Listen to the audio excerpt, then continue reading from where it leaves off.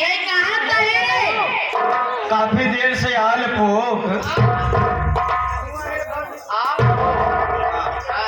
ये पागल साले आप लोग यहीं से महाराज एक ही छक्का लगा। हे प्रभु हे हरि राम हे कृष्ण जगन्नाथम प्रेम नंदम, ये सब क्या हो रहा है? मामा भाई याद रहे बाकी देखा तो नहीं बतौरा क्या हो रहा है। क्या मामा भाई ना छोड़े और काम माटी में हाथ कर के माटी दे दे भगवती का। ए दीदी इसी साल है पांचों भाई का बजरंगी प्रोग्राम समाप्त हुआ। यानी आप सब गायब हैं।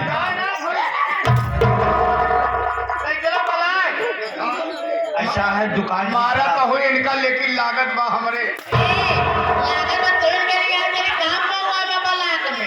तो हमारे लोग ने तोहरे पे तो मरवा जावा। जाने दीजिए मैडम जी। ए जी अब हम लोग घर जा रहे हो।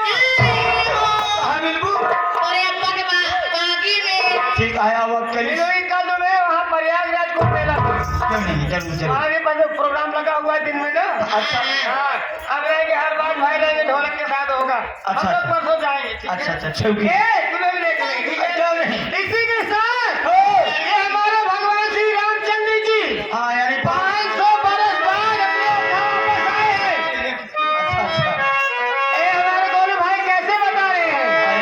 ऐसे चल ए श्री राम जी। अरे राहुल बारन जान के क्या कर रहे हैं? ये है रिकॉर्डिंग करता है लो।